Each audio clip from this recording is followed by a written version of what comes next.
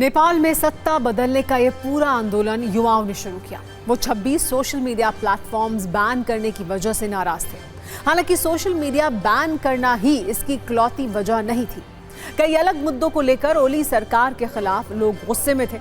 जब ओली सरकार ने साइबर अपराध और अफवाह का बहाना बनाकर सोशल मीडिया प्लेटफॉर्म्स को बैन किया तो लोगों ने इसे उनकी आवाज दबाने की कोशिश के तौर पर देखा। इससे पहले वहां कई दिनों से नेताओं के बच्चों के खिलाफ नेपो किड वाला ट्रेंड चलाया जा रहा था। सोशल मीडिया पर मुहिम चल रही थी कि भ्रष्टाचार के पैसे से राजनीतिक परिवार ऐश कर रहे हैं। वहीं नेपाल सरकार ने वाहनों की नंबर प्लेट को देवनागरी लिपि से रोमन लिपि में बदलने का प्रस्ताव दिया था, जिसे लोग नेपाल की सांस्कृतिक पहचान पर हमला मान रहे थे। इसके अलावा राजशाही की दोबारा बहाली को लेकर भी लगातार प्रदर्शन और रैलियां हो रही थी। मानव तस्करी की बढ़ती घटनाओं के खिलाफ लोग सड़कों पर थे। इस गुस्से के बीच जैसे ही सोशल मीडिया बैन वाला फैसला हुआ, जेन जेड वाला विद्रोह शुरू हो गया। इसका नतीजा जेन जी विद्रोह के तौर पर सामने आया। इस विद्रोह के बाद भी नेपाल में सत्ता वाला कंफ्यूजन बरकरार है। दरअसल नेपाल के सेना प्रमुख ने प्रदर्शनकारियों को बातचीत के लिए बुलाया था। कुछ प्रदर्शनकारी सेना प्रमुख से बात करने पहुंचे, लेकिन खबर आई कि सेना ने बातचीत किए बिना प्रदर्शनकारियों को लौटा दिया। दरअसल अलग अलग लोगों ने खुद को जेन जी का लीडर बताया। ऐसे में सेना कंफ्यूजन में है कि प्रदर्शन का असली नेता कौन है जिससे बात की जाए। हालांकि इस कंफ्यूजन के बाद आज जेन जी की वर्चुअल मीटिंग हुई। इस बैठक में 500 जेन जी के शामिल होने का दावा किया गया।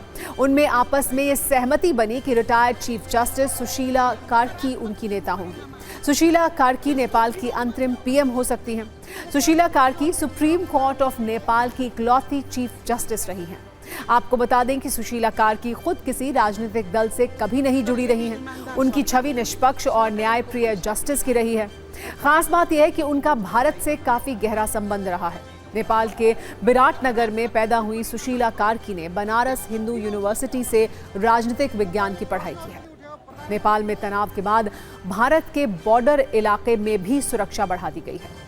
रक्सौल बॉर्डर को आम लोगों के लिए बंद किया गया है। टीवी 9 संवाददाता की रिपोर्ट देखिए और जानिए बॉर्डर पर कैसे सुरक्षा बढ़ाई गई है।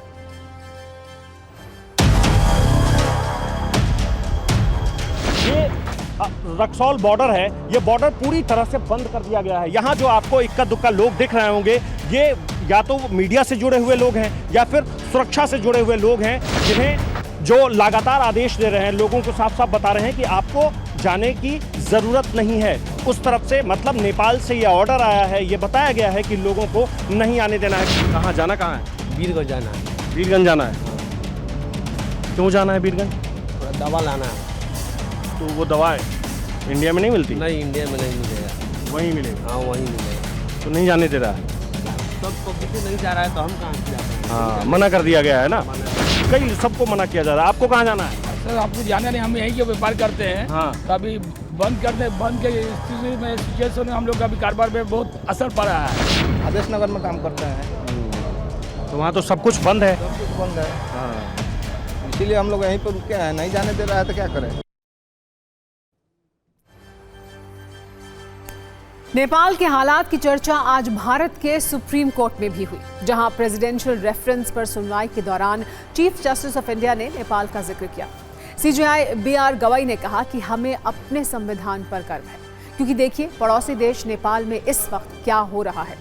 चीफ जस्टिस ने जो कुछ कहा वो बहुत अहम है, क्योंकि कल से सोशल मीडिया पर कुछ नेता और अति उत्साही लोग ऐसा लिख रहे थे कि नेपाल जैसे हालात कहीं भी हो सकते हैं। उनका इशारा शायद भारत की तरफ था।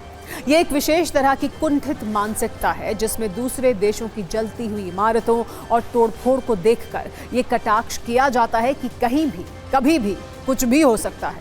लेकिन शब्दों की इस चालाकी से दुर्भावना नहीं छिपती है। ऐसे में जस्टिस बीआर गवाई का बयान बहुत महत्वपूर्ण हो जाता है। इस बयान का वजन तरह तरह की देश विरोधी छींटाकशी से कहीं ज्यादा है, और एक भरोसा भी है कि जब तक संविधान है, लोकतंत्र और देश दोनों सुरक्षित हैं।